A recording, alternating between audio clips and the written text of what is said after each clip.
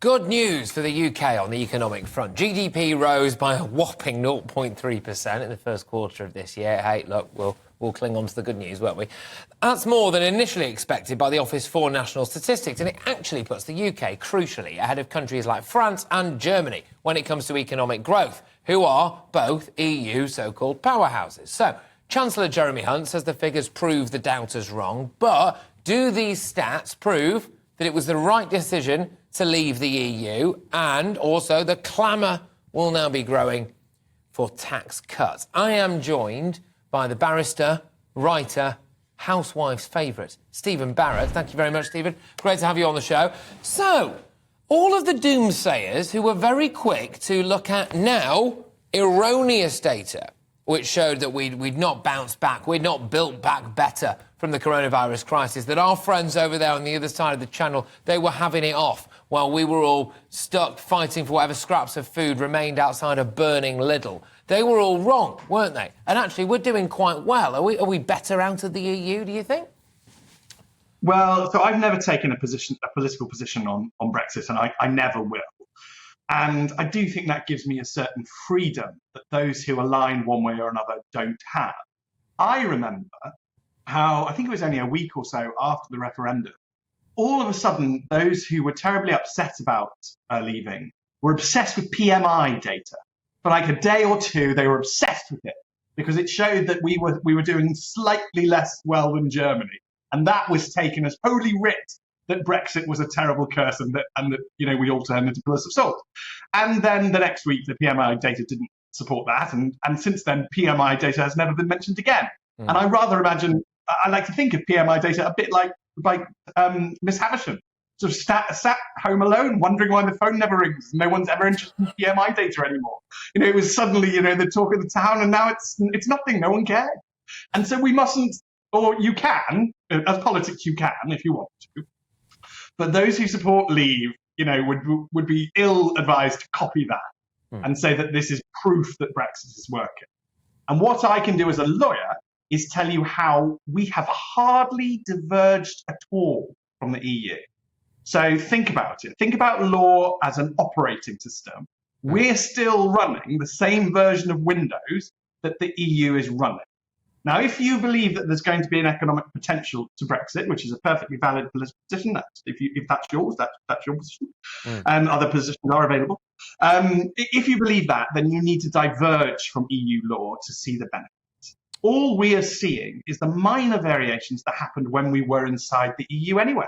When you're inside the EU, not every nation state does the same. All the economies fluctuate up and fluctuate down. They've all got different levels of unemployment. The EU is increasing the level of control it has over member states. It's always growing the things that it controls, but it doesn't yet fully 100% control every member state, so that there is variance even inside the EU.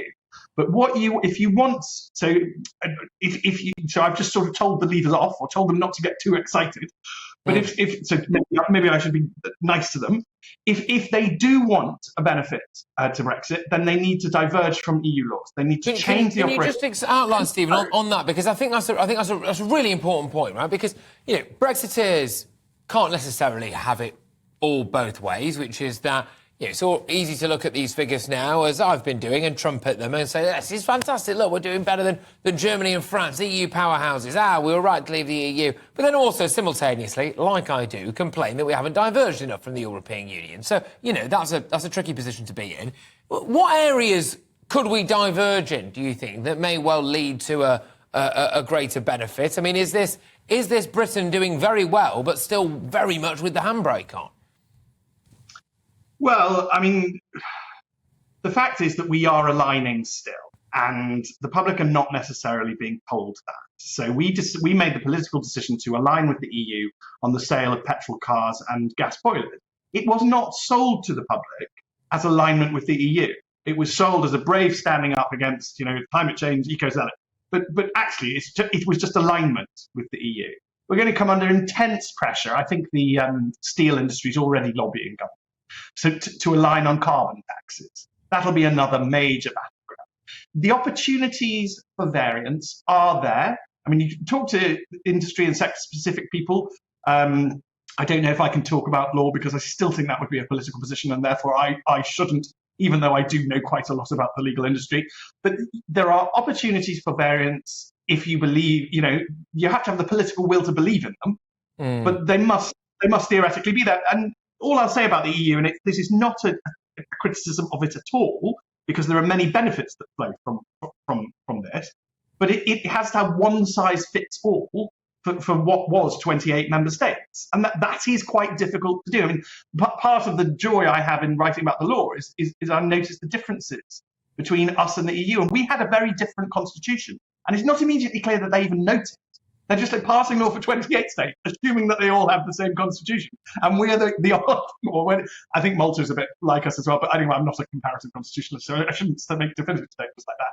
But we were a bit like the black sheep of the family, just because we have a totally different system, and they sort of didn't notice. They were, we were all. Every country had a big green field. Every country had sort of two teams of humans on it, and they were all playing a ball game. And the EU just assumed it was the same. And they never sort of squinted at us and went, UK, are you kicking that ball or are you holding that? And, they never got into the detail of that because that's not how they made law. They're very top down. It's very one size fits all. Yes. And if you're indulged...